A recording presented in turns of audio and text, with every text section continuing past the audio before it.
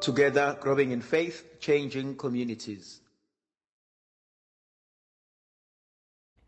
Igama likayisebe nendodana nomoya ocebileyo.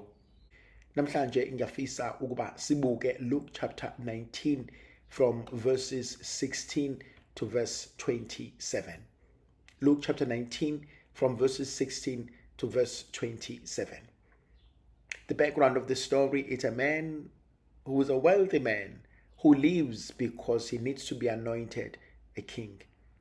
But before he leaves, he calls 10 of his servants and he leaves them with a piece of gold each. And he asks them, what can you make out of this? And he leaves. But as he leaves, some people who hate him, they send messengers to say, we don't want this man to be our king. But obviously, the man comes back and he's a king. And so we pick it up from verse 16. Well, let's start from verse 15. The man was made king and he came back. At once, he ordered his servants to appear before him in order to find out how much they had earned. There's a beautiful word there for me. It's called accountability. It's a beautiful word. And so often we forget this word. Accountability. I am accountable. I am accountable to God. Accountability. Write that word down. I am accountable. At the end of it all, I am and I must be accountable to God.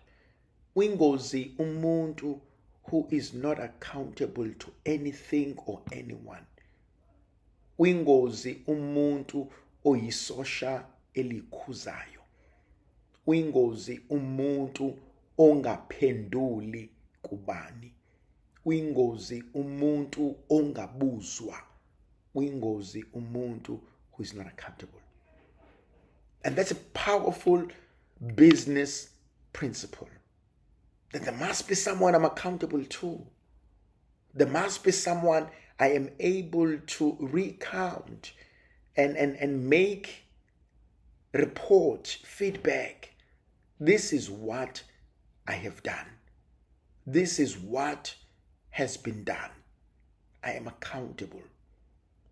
Thandwa zami, ekupheleni kweimpilo zethu, I'm accountable to God. And kubalekile ukuthi singayikhohlwa leyo nkonzo. I am accountable to God. Uyedwa umuntu ekumele ngingakhohlwa ukuthi ngizomphendula uNkulunkulu. I am accountable to God. Kunalento ebalekile engifisayo. Ungamsabi umuntu. Muhloniphe. Khona umehluko phakathi kokusaba nokuhlonipha. I'm scared of, I fear. No. It should be, I respect. And one of the most powerful things, and I've seen it with most powerful people, bekuhlonipha, bekuthobela. Not because bayakwesaba. Not because you're more powerful than them. Not because ungabenza anything. No. Bakuhlonipha. And that is what I think all of us are called for. We are called towards that. Ungasabi, kodwa ukuhlonipha. Omunye umuntu umuzwe ethi ngiyasihlonipha isihlalo ohleli kusona. Ngiyahlonipha inkonzo uNkulunkulu akunike yona. Ngiyasihlonipha isikhundla uNkulunkulu akuphe sona, umphakathi okunikeze sona. Ngihlonipha isihlalo, ingakho ngithoba. And sometimes we miss that. We misunderstand that, and sometimes we get it over our heads ukuthi masibona abantu besihlonipha sitshela ukuthi bayasesaba. Masibona abantu bethoba sitshela ukuthi bazilima. No. Must never ever misunderstand inhlonipho yabantu and think ubulima babo bokulimaza abantu. You must never ever misunderstand inhlonipho yonkosikazi wakho uyitshela ukuthi isilima. You must never ever misunderstand inhlonipho yomyeni wakho uyitshela ukuthi uyimpatha. You must never ever misunderstand inhlonipho yengane uyitshela ukuthi ayazi lutho. You must never ever misunderstand inhlonipho yamakhelwane uyitshela ukuthi akabonanga. No. Ngiyakuhlonipha kodwa ngikwesabi. Ngiyakuhlonipha kodwa nginendaba nawe. Ngiyakuhlonipha kodwa ngeke ungenze lutho. Ngiyakuhlonipha. That's a powerful thing. I respect the office. I may disagree with you. I may not share the same views, but I respect. And out of respect, I submit. That's something powerful. Out of respect, not out of power. You don't dominate me into submission. No. Ingakho abantu abaningi struggle, but abantu usibani banakangihloniphi, usibani banakangithobeli, usibani banakangilaleli. No. People do not submit because of power.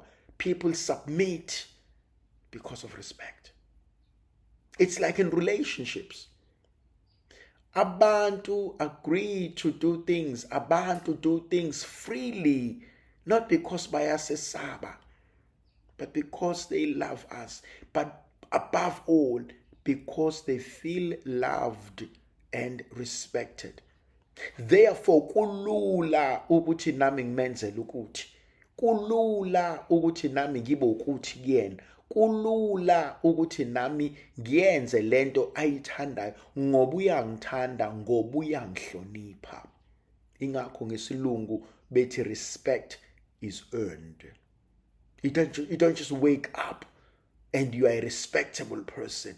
You don't just wake up and say, because I'm wearing a collar, I'm going to be respected. Because I'm the president, I'm going to be respected. Because I'm the line manager. No, it does not work that way. No amount of education will give you a respect. It is how I carry myself. It's how I portray myself. It's how I treat other people that will show you are a respectable person. So the word for me, accountability. I am accountable to God. Now, kuna lento ebalekile when it comes to leadership.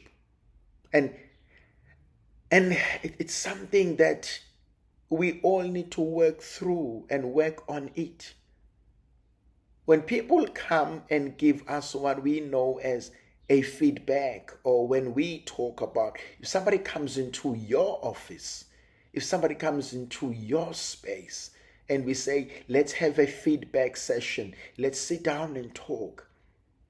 It's not about me bashing you.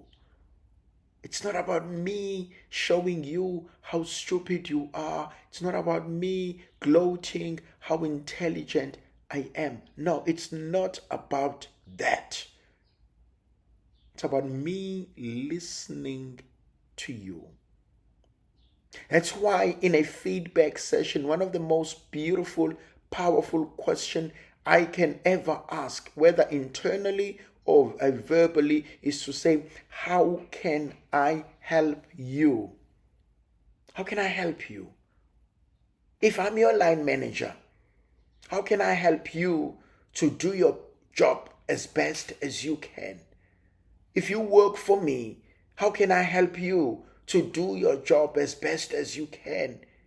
And as much as I'm asking that question, it's the same question that probably is on your mind. How can I help you so that we can work better? How can I help you so that your work becomes better? How can I help you so that what I'm presenting to you is important? So the moment of feedback should never be about character bashing, character assassination, ego bashing. No. It's about how can I help you? Ngingakusiza kanjani ukuze umsebenzi wakho ube impumelelo? Ngingakusiza kanjani ukuze umsebenzi wakho ube yilento egculisekayo. It's all about how can I help you. That's why in these feedback sessions, in these important meetings, yes, they are important, but they are meant to help. That's why a manager, a supervisor should know more than lo muntu amsebenzelayo. It shouldn't be other way around. That's why if I figure the problem, I should be able to sit with you and say, have we tried this? What about this? Asizameni ukuthi ngicela ubheke kanje. And that is what proper supervision is about. It's about trying to help. It's never about ngakubamba, ngakuthola. There's something I want to bring in. So often we are threatened by God. We are threatened about God. Let me put it that way. So often we are threatened about God. We are bashed about God. Many of us abashumayeli bezwi likaNkulunkulu senza abantu bamsaba uNkulunkulu. Usizwa sishumayela sithi lizokhala icilongo, izodlala ifilimu, uzoma phambi kwesihlalo sobukhosi, uzoxoxa ngokwenzileyo, uzolahlwa. I don't think God is that cruel. I don't think God is that cruel. I mean, his track record speaks for himself.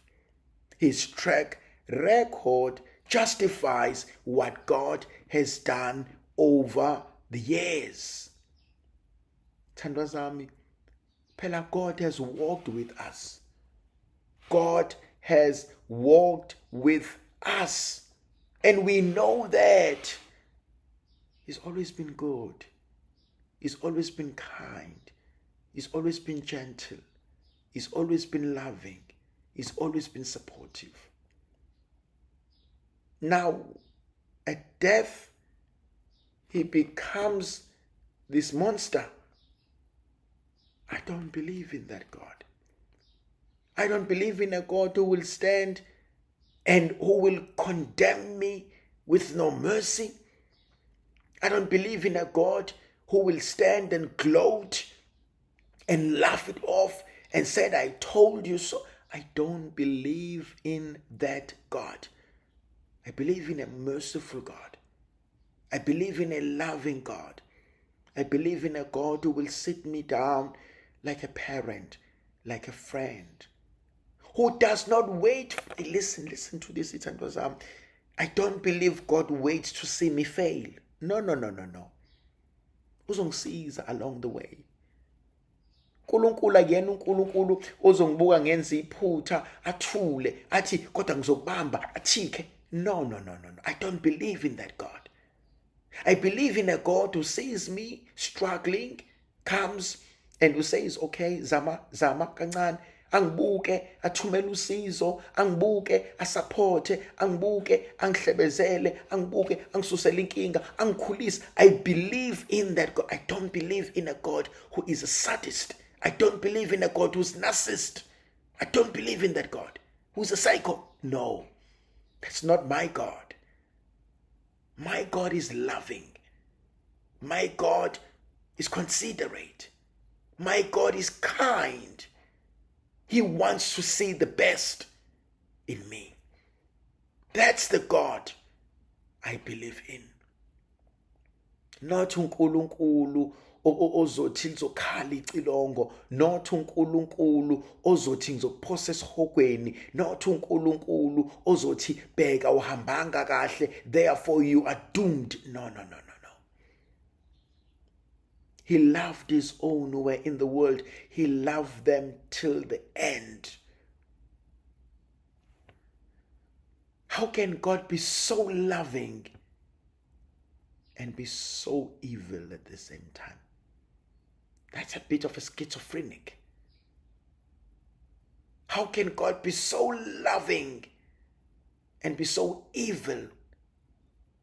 Then he struggles with bipolar. Then he is bipolar. I don't believe in that God. Ingakho ithandwa zami, I struggle with someone who says God punishes. He doesn't. My choice punishes me. My decisions punishes me. He's the most loving creator. He's the most loving thing. He's the best loving thing we've ever known. uNkulunkulu did not create us in order ukuthi asidlaladlale nje bese yahleka esibona sistruglisha, asidlaladlale nje bese yahleka ukuthi yeah, I've got them, yeah, I'm controlling them, yeah, bonke bathobela mina. No man, that is narcissism. That is narcissism. It's like being married to a man or to a woman who is narcissist, who enjoys seeing you suffer, who enjoys seeing you suffer. That is not God. If that's your God, I don't believe in him. He is not mine. Owami nomusa.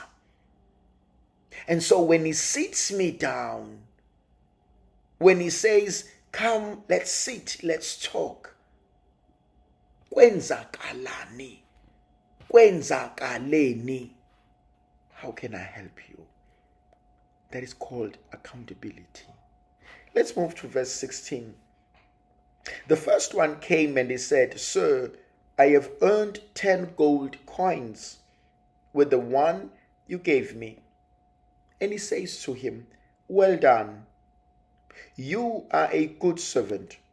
Since you were faithful in 10 matters, I will put you in charge of 10 cities. That's powerful. You've done so well. And there's something I want to talk about. Learn to celebrate small achievements. Learn to celebrate small achievements. Thandwa zami, not everyone sees and celebrate the good you do. Not everyone sees and celebrate. These are two verbs, to see and to celebrate. Khona abanye abantu who choose not to see. So not everybody sees. They choose not to see. And some who see choose not to celebrate. Bayabona nje bathi hey aveyitshela nangoke lo. Learn to see and celebrate your achievements. Learn to see and celebrate your achievements. Ngiyanicela. No matter how small they are, celebrate them. Don't wait for something big. Small achievements, small celebrations. You know you've done well. Well done. Do this for yourself. You've done well. Well done. Do this for yourself. It's celebrations. It's incentive. You've done well. Celebrate her. Every small achievement, every small milestone must be marked with gratitude. Khona abantu who are so hard on themselves. They are so hard on themselves. And sometimes we mistaken that with humility, with perfectionism. I'm a perfectionist. Perfectionism. So I'm a perfectionist. I'm perfect. I don't want this. They are so hard at themselves. Unfortunately, we live around people who may not celebrate us. Unfortunately, we live among people who may not show gratitude. And I'm asking you, learn to celebrate small achievements. Learn to celebrate those. They are very important. Learn to celebrate small achievements. And so this man says to him, well done. You've done so well. You've given me 10 pieces of gold. I will entrust you with 10 smaller cities. Because you've shown me that you are faithful in small matters, and then I will make you in charge of 10 cities. That's something powerful. Acknowledgement. Abantu abaningi balimele. They don't acknowledge the work I do at work. They don't acknowledge the work I do for my family. I cook for them every day. I prepare their lunch every day. They don't acknowledge it. Imina owenza ukuthi, they don't acknowledge it. And baningi abantu abalinyazwe ileyo nto. They don't acknowledge it. Acknowledge it yourself. Ngecela. Acknowledge the things you are doing. This is what I've done today, and I'm happy. Write it on your list. This is what I've achieved today, and I'm happy. And celebrate it. Now, I like this word. I will put you in charge of 10 more cities. You've been good. I acknowledge it. Kumina, two great bishops we've ever had in my lifetime was Bishop Barry Wood and Archbishop Abel Kabuza. Archbishop Abel Kabuza said something so powerful. We were sitting in my office and we were just talking about life and things. And he said, just keep doing your work. Just keep doing your work. We may not see, we may not notice, we may not say anything, but just keep doing your work. Someone sees, someone notices, someone knows, someone is aware. Just keep doing your work. Yabona ithandwa zami kunento engifisa ungayikhohlwa. You do not know how important umuntu oqoqa udoti is empilweni yakho until they go on strike. You do not know how important is umuntu oklina amapayipi amanzi until abloke, adabuke, aqhume, afe. You do not know how important it is umuntu otela upetrol until they go on strike and you come, it is not there. Whatever you are doing, I'm saying to you, keep doing your work. Keep showing up. Awazi ubani ozosizakala nini. Keep showing up. Asinaki how important they are, or driver, bamatekisi, until they go on strike. Keep showing up. Asinaki how important mom is until mom is sick in bed and there's no food. Sometimes asinaki how important they are until they are dead. And we realize if uma usakhona ngabe uyena ngimtshela ukuthi. If ubaba usakhona ngabe uyena ngimtshela ukuthi. Khona abanye abantu we think abamsebenzi walutho until they die, and we realize ukuthi sekufanele siqashe umuntu ozogada la ekhaya. Sekufanele sithole umuntu ozogada uma all along ube khona besinganaki, ubekhona besimthuka, ubekhona besimazi njengesidakwa sala ekhaya, besimazi njengohlupho lala ekhaya, besimazi njengephara lala ekhaya. Sakhohlwa ukuthi ngobukhona bakhe la ekhaya akekho ogqekezayo, ngokukhona kwakhe akekho umuntu ofanele simqasha azogada, ngokukhona kwakhe khona okhanyisayo, ngokukhona kwakhe khona umzimba onyakaza egcekeni. Keep showing up. That's all I'm saying. Keep doing your work. Someone will notice. Keep doing your work. Someone will notice. Let's move to verse 17. Then, well done, good and faithful servant. Then in verse 18, the second servant came and he said, Sir, I have earned 5 gold coins with the one that you gave me. Amandla awalingani, Amandla awalingani. Oyedwa could give us 10. Omunye gave us half of that.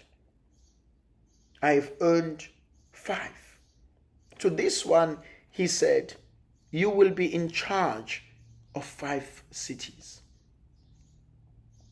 Now, iyangithinta lento. Kwesinye isikhathi uNkulunkulu usinikeza ongangamandla ethu. Ingakho babeqinisile uma bethi awusoze walingwa beyond your strength. Akasoze uNkulunkulu akuphakela iplate elizokuhlula. Hayi man, write that down for me. Akasoze uNkulunkulu akuphakela iplate elizokuhlula. Akasoze.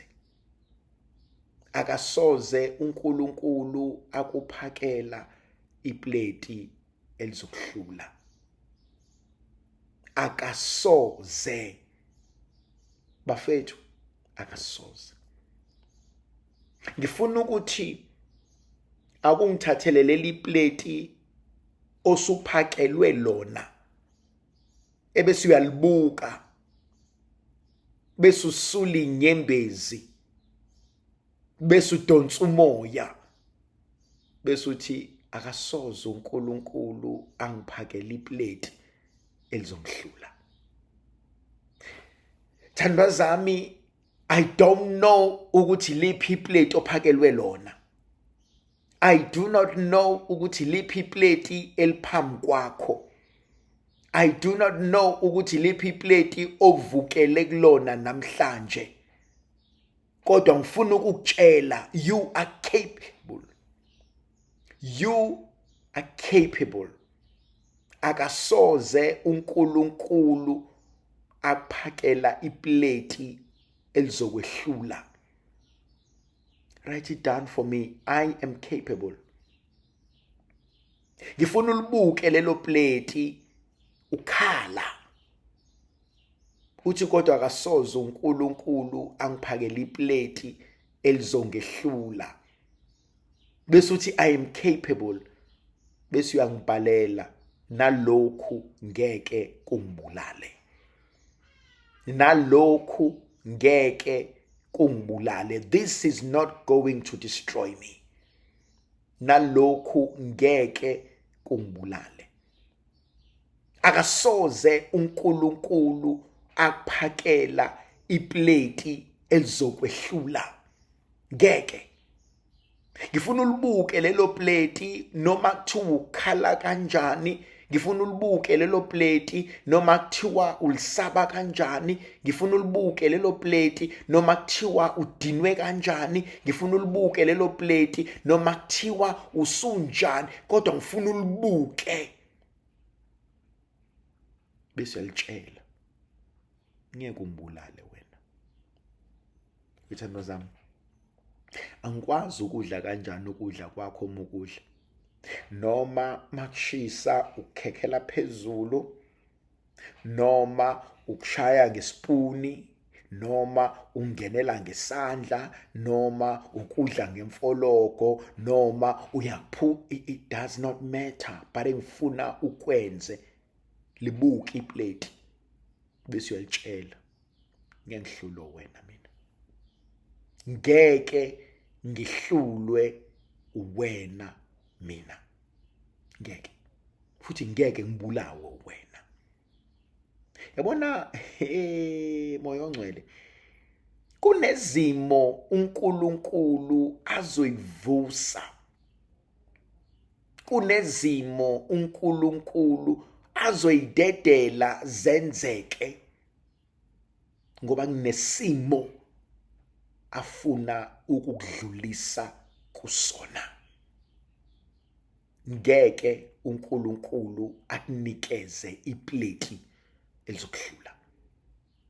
Ngiyafuna ulitshele iplate lakho ulidla, whether ulidla ngenyembezi or ulidla uyahleka or ulidla kancane or uyachamazela or ulidla ngemfologo or ulidla ngommese or ulidla whatever, kodwa ekugcineni ngifuna ulitshele ngeke ungihlule wena, ngeke ngibulawe lokudla mina, ngeke because ngeke uNkulunkulu akunika iplate elizokuhlula, ngeke futhi uNkulunkulu avume uthola iplate elizokuhlula, ngeke. You are capable. Yazi ngiyafuna ukuthi siyoganga ithandwa zami. Akugijimile lapha encwadini kaExodus chapter 3. Ake ungigijimele uyobona uMose elusa umhlambi wezimvu zikaJethro. Uzumbona uNkulunkulu ukuthi enye indoda. uMose welusa umhlambi wezimvu zikaJethro, kwiqiqi usebona umlilo. Understand? Ulusa umhlambi wezimvu usebona umlilo. Now umalusi izimvu ayikho into eyisilima njengemvu. Imvu landelenye bangahamba bayongena kulomlilo.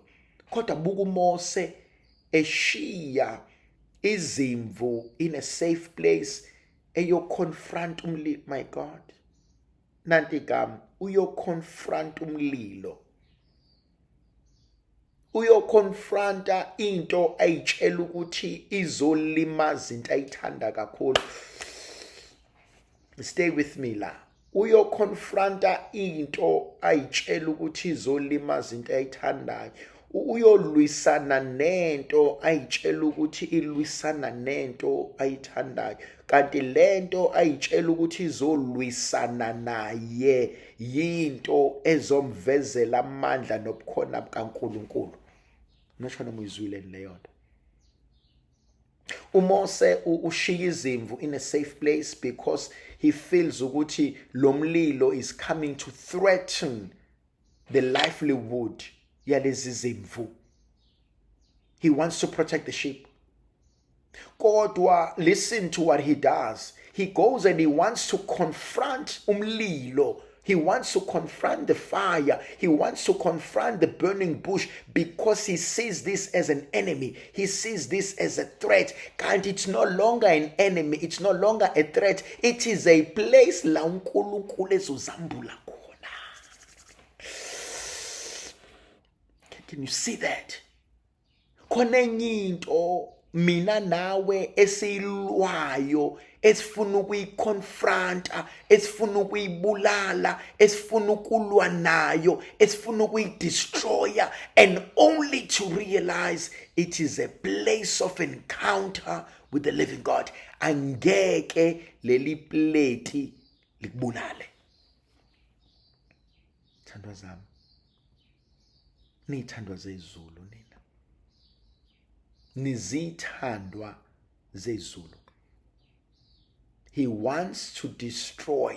He wants to defend. He wants to fight. He wants to fight nomlilo because he sees the burning bush, and only when he realizes, no man, the burning bush is not there to destroy. The burning bush is not there to consume. The burning bush is there to reveal. Oh, moya ongcwele nanti iplate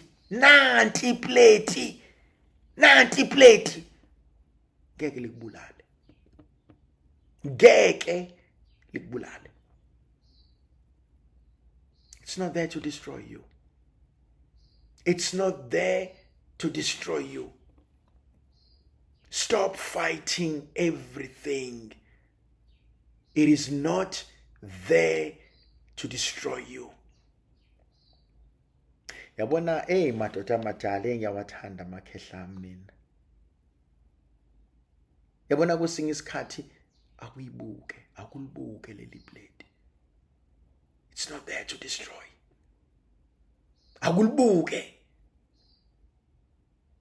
Buke. It's there to reveal amandla kaNkulunkulu. It's there to reveal amandla kaNkulunkulu.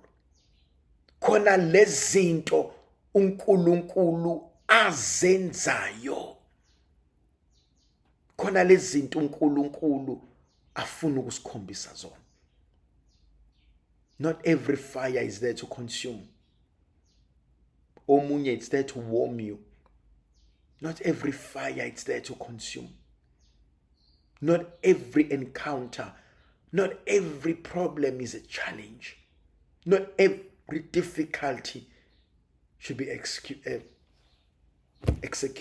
or taken out. No, it is there to reveal amandla kaNkulunkulu. Let's go to verse 20. Another servant came and he said, "Sir, here is your gold coin. I kept it hidden in a handkerchief." My God, I fear the word. I kept it hidden. I kept it hidden. Ngiqashisile. Ngifihlile.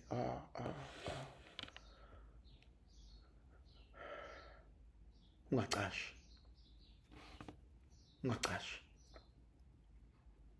Ungacashisa amandla kaNkulunkulu kuwena.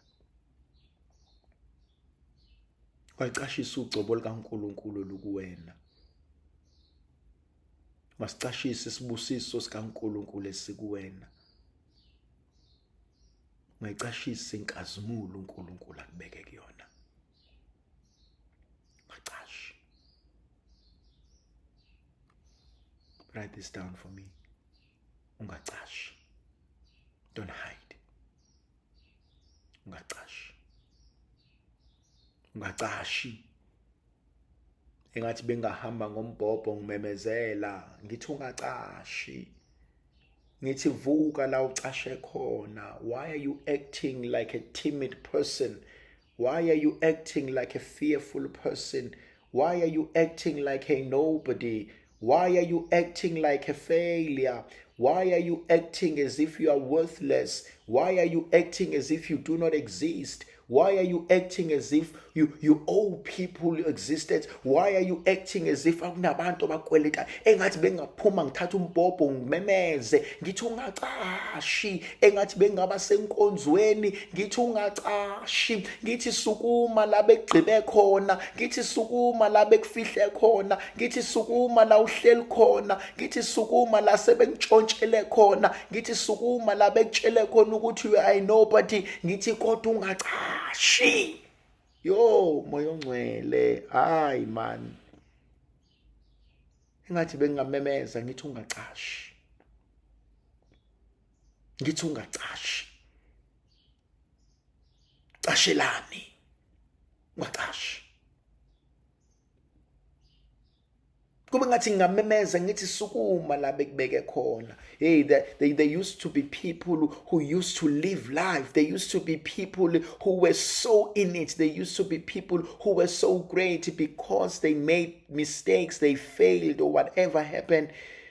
They were made to believe ukuthi wena uyilutho. Yazi khona abanye abantu who've gone through ama experiences and mase bebuke kulama experiences, they no longer live. Abasakwazi ukuphila. Sebephila njengeyingane, sebeyacasha.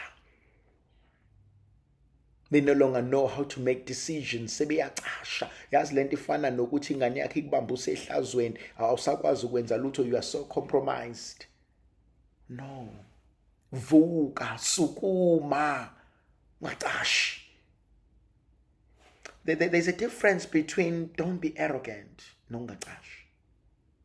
There's a huge difference. I'm not saying we must be arrogant. I'm not saying that. No, go to ungacashi, cashelani. Cashelani. Sukuma, show up. Sukuma, do not be hidden. Don't hide. Moya ongcwele ngathi uNkulunkulu bengasembathisa amandla amasha. Sengathi uNkulunkulu bengasembathisa amandla amasha. Ungacashi. Yazi khona abanye abantu you will not even know bebekhona emhlanganweni. Khona abanye abantu you will not even know whether bakhona emsebenzini. Khona abanye abantu you will not even know whether bakhona ekhaya. Khona abanye abantu you will not even know whether bakhona kulo mhlangano esikuwona noma kule hall esikuyo. Khona abanye abantu you won't even know whether bakhona empilweni yakho because they constantly are hiding. Constantly.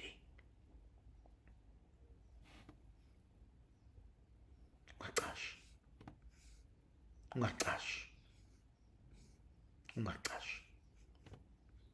Ngathi bengashumayela ngithi ungacashi. Khona umhlabelelo uthi wena ndinda kuthi ngale kwesibaya athi buyele ekhaya.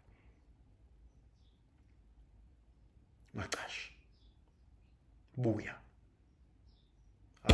Kuthi angithi come back to your senses. Kuthi angithi usukhohli moya ongcwele ya unange uNkulunkulu ethi mina uthi angithi kuthi sewukhohliwe ukuthi ubani.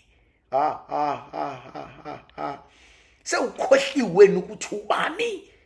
Ungacashi. Mina ngukhwanile yasikwa liyamila. Ungacashi.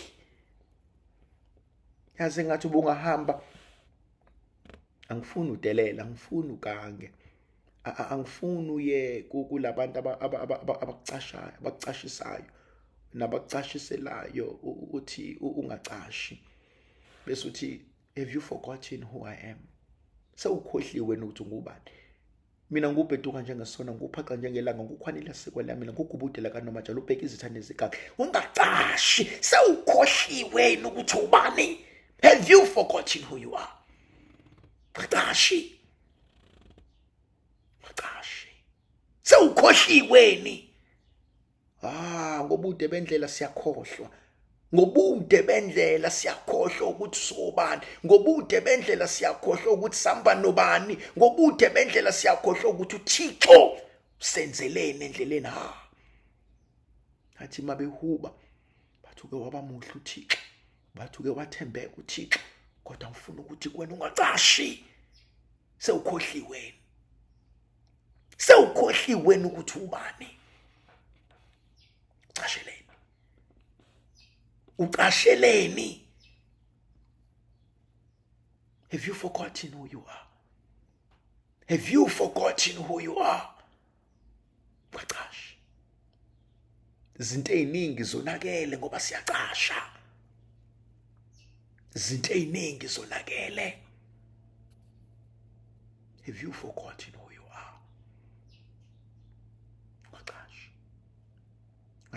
Ungasithatha isibusiso sikaNkulunkulu akunike sona.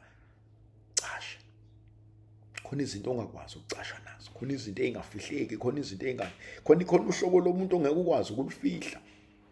Khona izinto ongeke ufihle ngoba ziyilento eziyona. Khona umuntu ongeke umfihle ngoba uyilento ayiyona. Ungacashi. Khona lenkonzo uThixo ayivusayo. Ungacashi.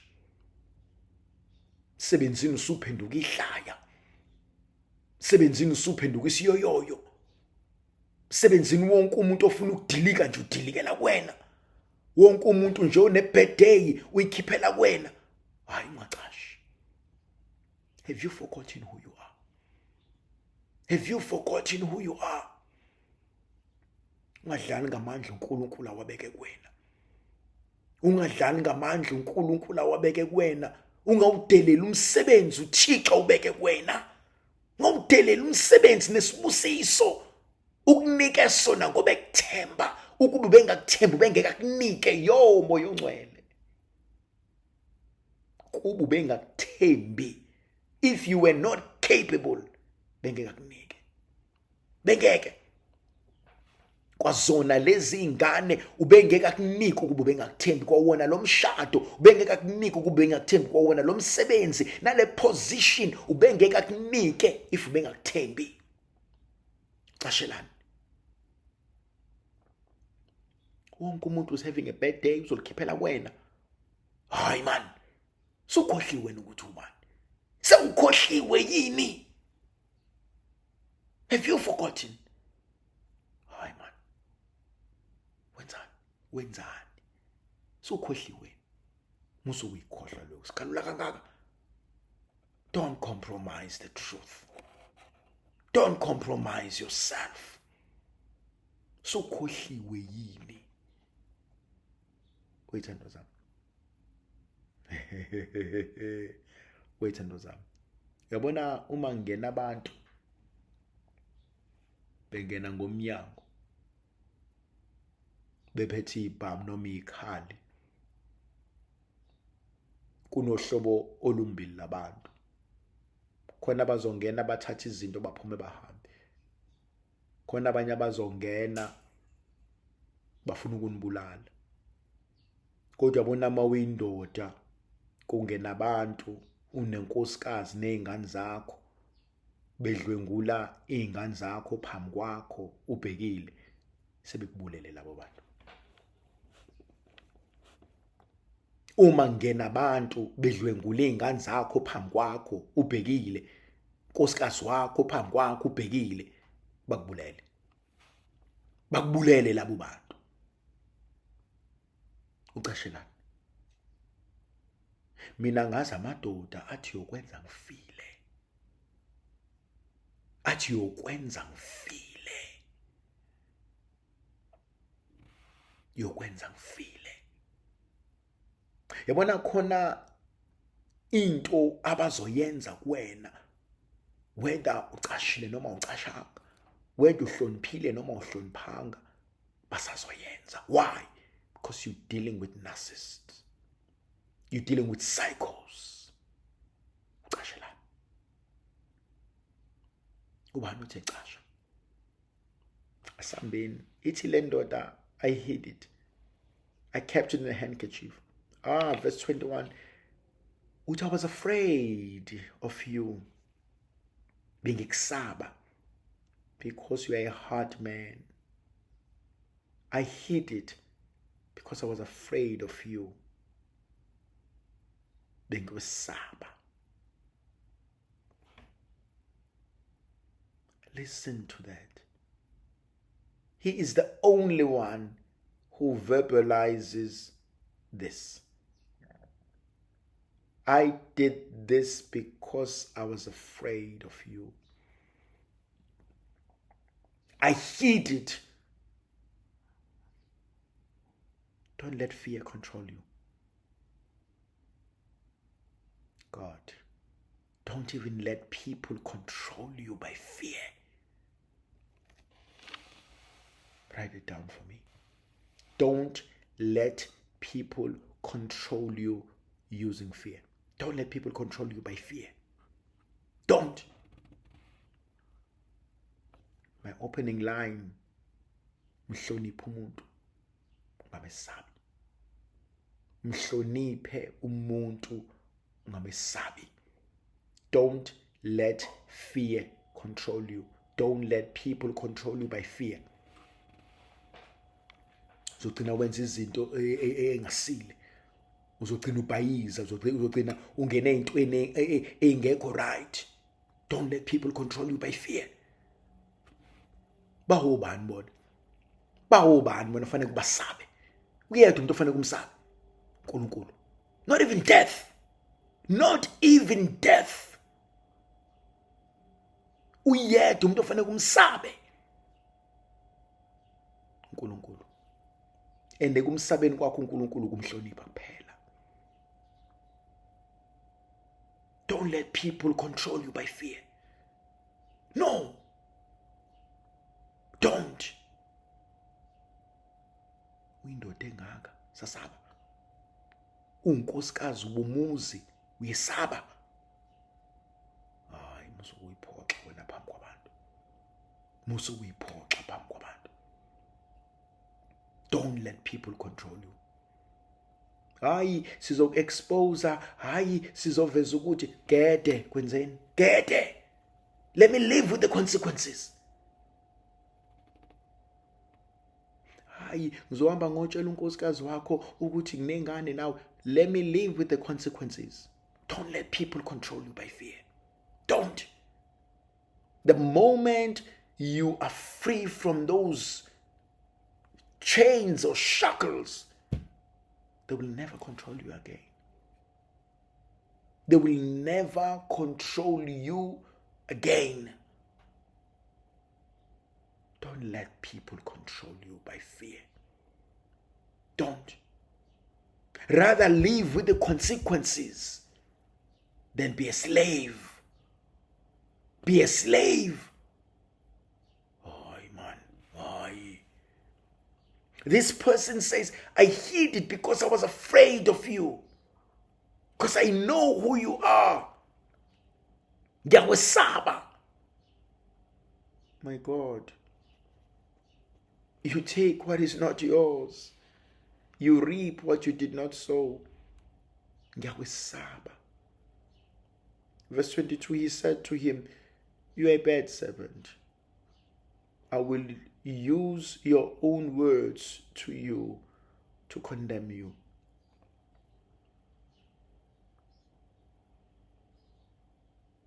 That's terrible. I will use your own words against you. He says, you said I'm a terrible man. You said you fear me. You say I reap what I didn't sow. You spoke into the universe. Qaphela mlomo wami ukuthi ukhulumani. Qaphela mlomo wami ukuthi ukhulumani. He says, I will use that against you.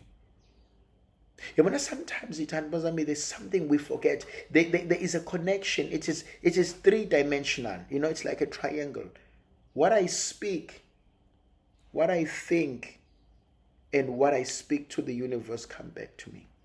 What I think and what I speak into the universe comes back to me. It's a triangle.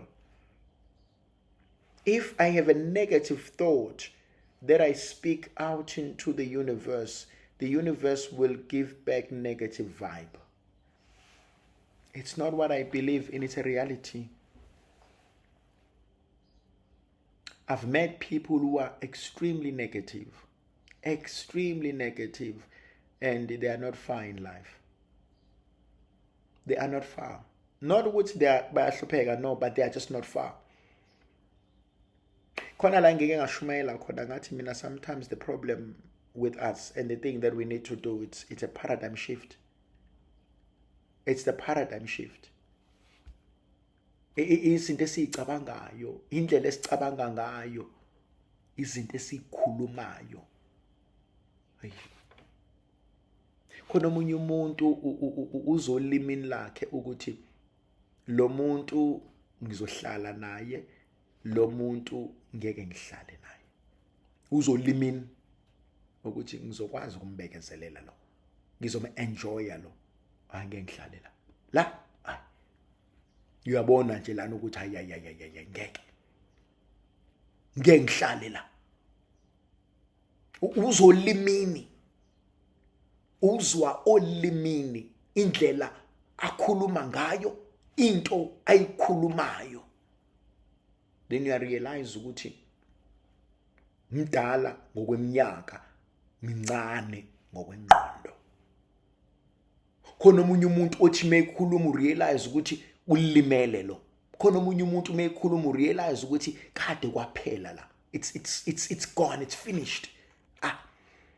I've met so many people in life that you realize bekhuluma ukuthi no man, uyagula lo, udinga itherapy lo, ayisekho into engalunga la, kada le mala.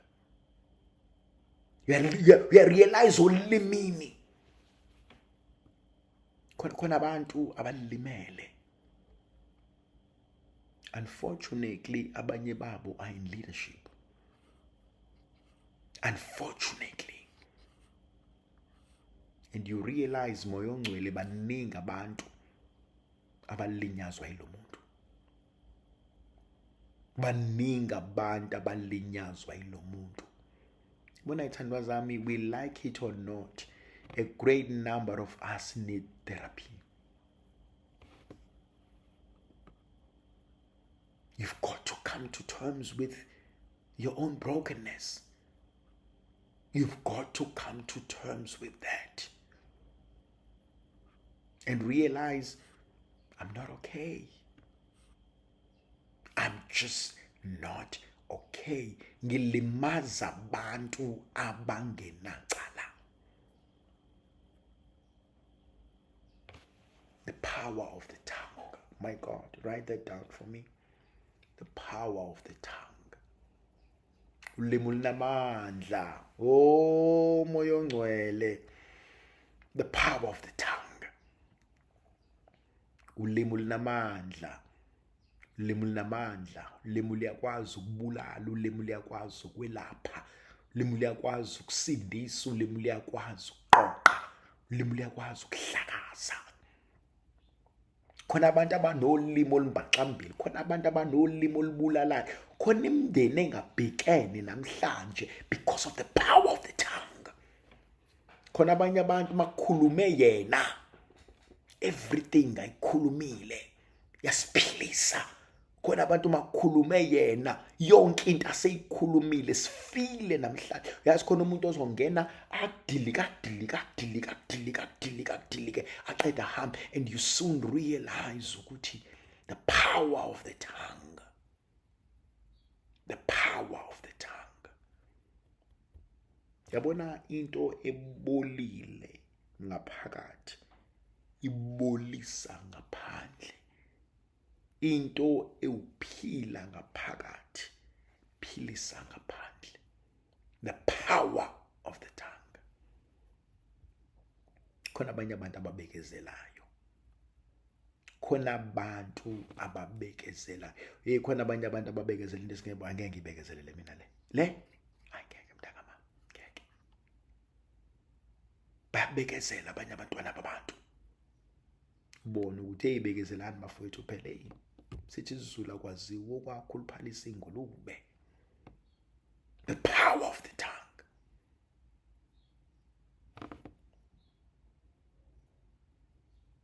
We have been given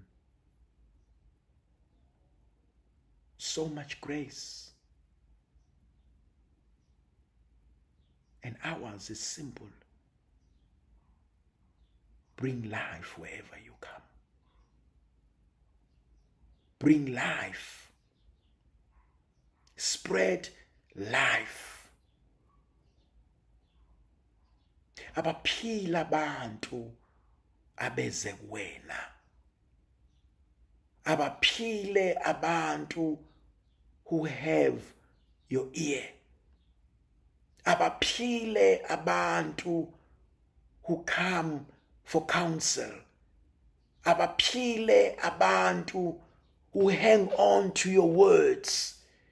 Abaphile abantu.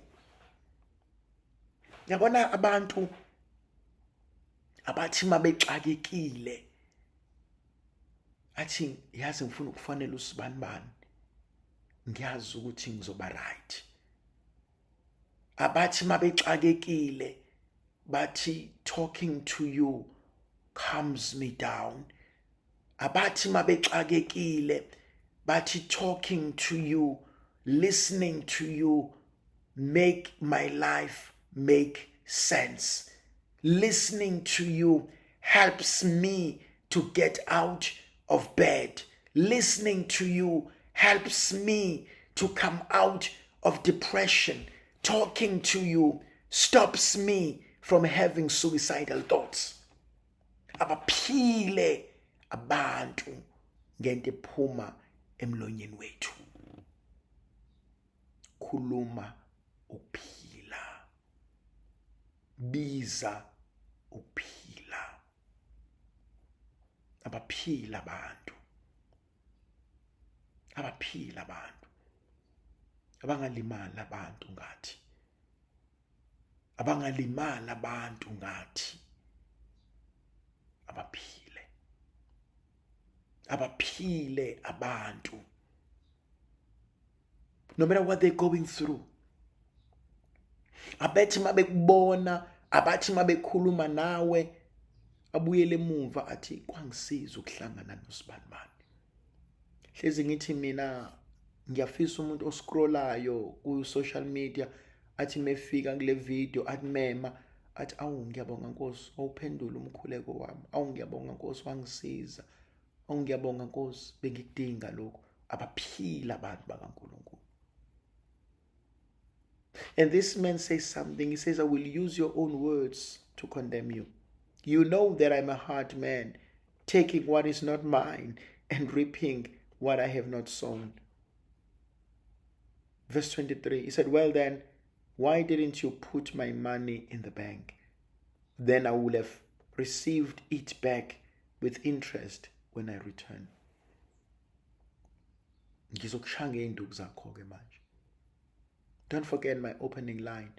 God does not punish us. Our actions punishes us. Our decisions punishes us. He says, ngizokushaya ngeenduku zakho-ke manje. Oyisa ngani imali yami? Oyisa ngani imali yami oyifaka ebank? Ngoba on my way back bengizothola interest. Ngithi uyazi vele mina ngivuna la engathathanga khona. Ngizokushaya ngeenduku zakho-ke manje. Then he said to those who were standing there, he said, take this gold away from this man and give it to the servant who has 10 coins. But they said to him, Sir, he already has 10 coins. I tell you, he replied, that to everyone who has something, even more will be given. But to those who have nothing, even the little that he has will be taken away from him. Hamba kahle phambi kobuso bukaNkulunkulu. Hamba kahle phambi kobuso bukaNkulunkulu. Khona amakhono okuhle afuna ukwenza akukhumbule. To everyone who has more, more will be given. Hamba kahle phambi kobuso bukaNkulunkulu. Khona amakhono okuhle okuvelayo ezokukhumbula. Yabona khona abanye abantu uyagidlabezana uNkulunkulu. Uyagidlabezana uNkulunkulu. Mina uNkulunkulu ngiyangithe kodwa le ndoda ayenza nami ibukisi. Elokho ukuthi nje uNkulunkulu ekunika nje izinto, elokho ukuthi nje uNkulunkulu ekuthi nje mina ayibo uzongikhatha phela wena manje awubonini uzongizondanisa nabantu wena hayibo ngiyakukhuza njalo elokho ethi mfana nami ngithi hayibo usongibukanisa nabantu phela wena hayibo ngizozondwa abantu athi uNkulunkulu anginendaba mingi yakuphi ave phana uNkulunkulu. Ungasiboni isihleli siqubile nje ave makuthiwa sihlala phansi sixoxela ngezinto uNkulunkulu asenzele zona nasenzela zona nasazozenza. Khona ezinye izinto engaxoxa kodwa ngithi nje kuwena ave ephana uNkulunkulu. Write that down for me. Ave phana uNkulunkulu. Mawubona uxakekile thana Nkosi ngicela ungiphe uNkulunkulu kaFathu T. Awungipha uNkulunkulu kaFathu Thembelani. Ave phana uNkulunkulu. Hey. Le ndoda ave phana uNkulunkulu. Uthi thathani lokhu, thathani ngoba kazi sokwenzani. Hamba nonika loyana uyazi lokwenzani. Hamba nomnika uyazi. Uzohamba nomnika. Ave phana uNkulunkulu.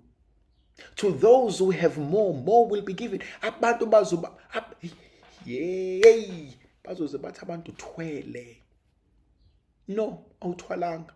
Ukuthi nje uyaphana uNkulunkulu. Khona kodwa enye insizwa yakhala ngelinye ilanga, yakhala athi mina kwenze njani, yakhala Ishumayela yakhala yathi ngiyanibona niyagijima neMontclair, yini uJesu waseMontclair unani nagijima kangaka, uyisidudlani uJesu waseMontclair, uyisidudlani. Yakhuluma leyo nsizwa, yona eyagcina kuleyo parish, akekho omunye waphinda wahlala emva kwaleyo parish. Baphenduka amanxiwa, namanje kusemanxiweni. Ave phana uNkulunkulu, kwaphenduka amanxiwa. Uyena yodwa kwagcina yona, akekho omunye waphinda wahlala. To those who have more will be given.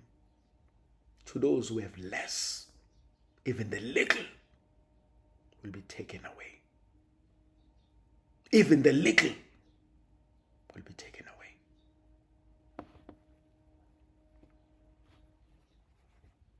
Even the little will be taken.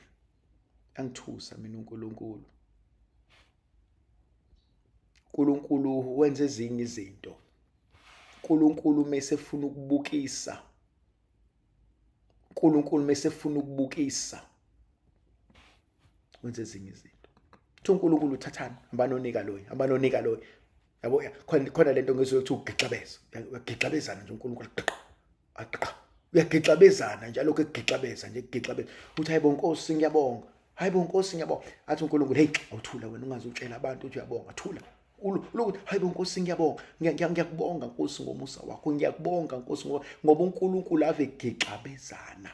To those who have more will be given. Ave gixabezana uNkulunkulu. Khona lekuthiwa inhliziyo, khona into esasiyicula singane sithi izinhliziyo zethu zimhlophe ngapha kathi zimhlophe. Yabona ithandwa zami, inhliziyo i-right nesibusiso sohle sikhona. Angikaze ngimbone umuntu ophanayo, angikaze ngimbone umuntu ogenerous ehlupheka, angikaze ngimbone umuntu onenhliziyo enhle ehlupheka.